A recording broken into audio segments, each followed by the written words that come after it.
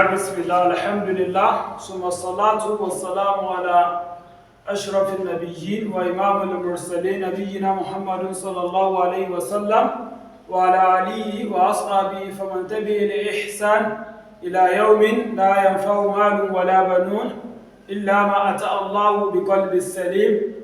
أما بعد, respected students of knowledge, viewers, Assalamu alaikum wa rahmatullahi wa barakatuh. I welcome you back to this our great journey, the journey of learning the glorious Quran. So where, alhamdulillah, we are moving gradually. I say all in all, we are going to be having 10 lessons, and alhamdulillah, all glorification and adoration, praises are due to Allah subhanahu wa ta'ala. We are in lesson 4, part 3. We only have one part more to finish our lesson 4, after which we will be moving to lesson 5. And by the time we get to lesson 5, we are already at the middle of this, our noble journey. So, part 3, we are going to be looking at what? Page 22 of the book we are using, Nurul Bayan. On page 22, what the author just did is just what we call revision, Murojaha Alal Harokaat. That's Murojaha of the Harakat we have treated. We have treated Arab, 3 Harakat, the Arabic vowels, Harakatul Fatha, Harakatul Kasri, and Harakatul Dumbi. So, inshallah, we want to revise them, meaning that the words we are going to be having here, we want to read, consist of all these 3 harakats. And our ability to be able to read them shows our perfection, or how we have been moving along with us, or how dedicated we have been on this noble cause. So inshallah, let's start with the first word. So can we read? Let me hear. Sajada, fa, ha, sha, fa, ko, sha. Sajada, fa, khosha'a. Sajada, fa, koshada. Fakhosha'a. Fakosha'a. Sajada fakhosha'a. Fajada fa. Sajada fakhosha'a. Sajada fahashadha. Sajada fakhosha'a. Sajada fahashaha. Qara'a kutubuhu. Qara'a kutubuhu.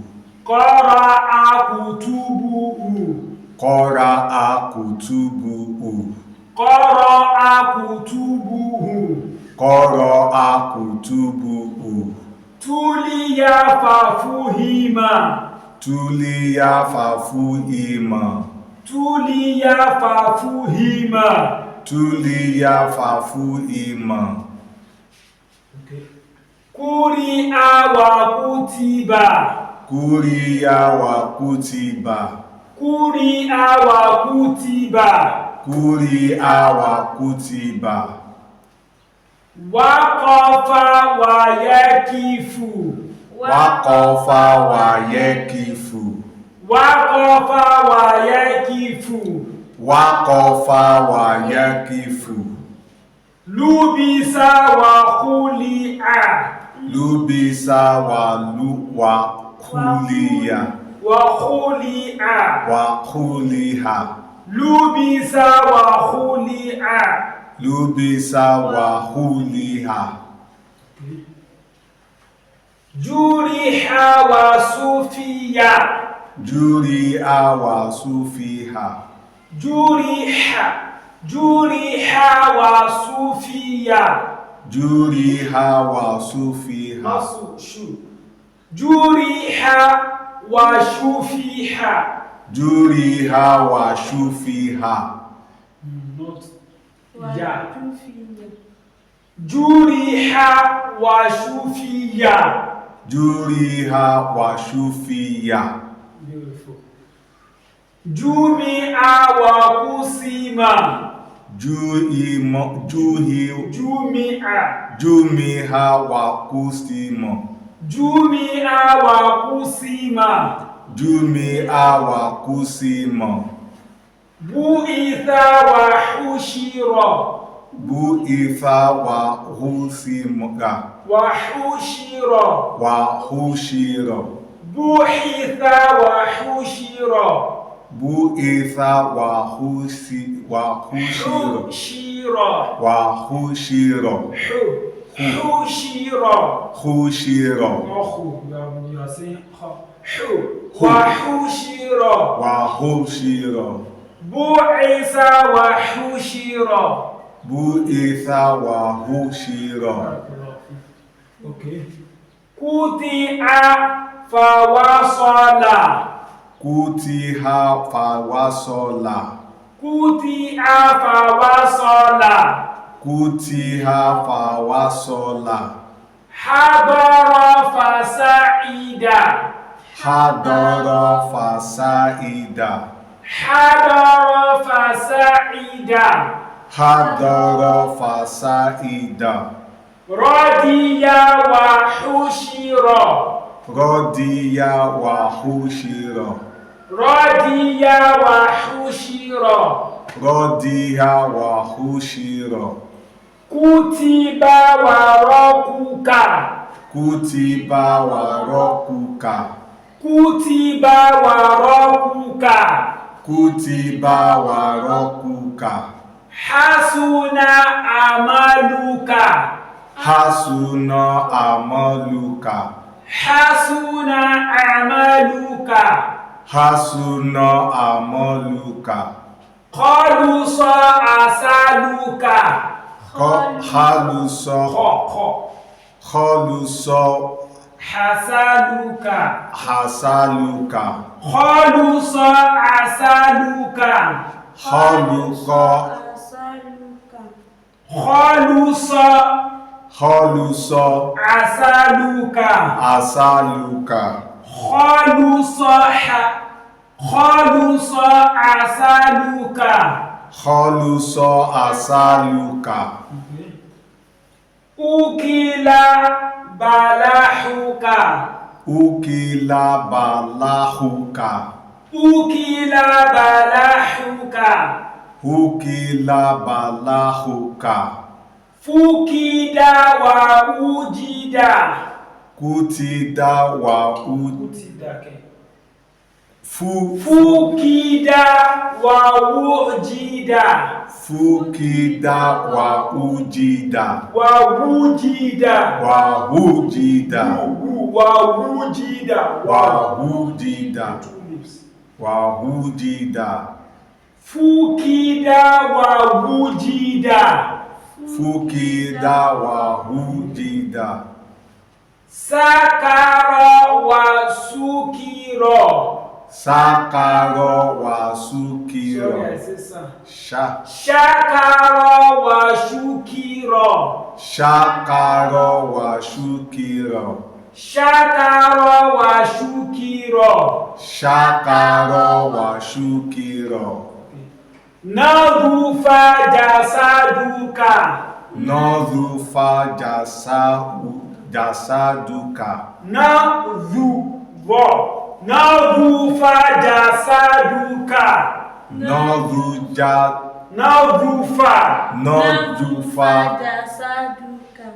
Nadhufa jasaduka. Nadhufa jasaduka. Wazana wa yazinu. Wasano wa yesinu. Wazana wa yazinu. Wazano wa yesinu. Wazana wa yazinu. Wazano wa yesinu. Ruziko fahamida. Ruziko fahamida. faha fahamida fahamida ruziko fahamida ruziko fahamida kutifa inabuka faukila kutifa inobuka faukila. Barakallah, beautiful. So if you don't want to get it, you just go down as then you pick again. Kutifa inabuka faukila kutifa inobuka faukila. Sheriba Umaru labanahu Sheriba Umaru labanahu Nabanahu. You are laughing, right? Sheriba means to drink. Umar drank his milk. That's the meaning. Sheriba Umaru labanahu Sheriba Umaru labanahu. Sheriba Umaru labanahu. Sheriba Umaru labanahu. So, هذا وصلى الله على نبي المصطفى وعلى آله وأصحابه الأخيار وسلم تسليما كثيرا. So, please feel free to practice very well at home. If you have any issue, you can reach us to make a correction. You can chat on the comment segment if you have any difficulties, so on how we can assist you, even though it is to communicate via WhatsApp or some other social media handle. And don't forget to help share this video with families and friends, neighbors. هذا وصلى الله على نبينا المصطفى وعلى آله وأصحابه الأخيار وسلم تسليما كثيرا. سبحانك اللهم وبحمدك نشهد أن لا إله إلا أنت نستغفرك ونتوب إليك. السلام عليكم ورحمة الله وبركاته. Subscribe to my channel. See you in my next lesson. Bye.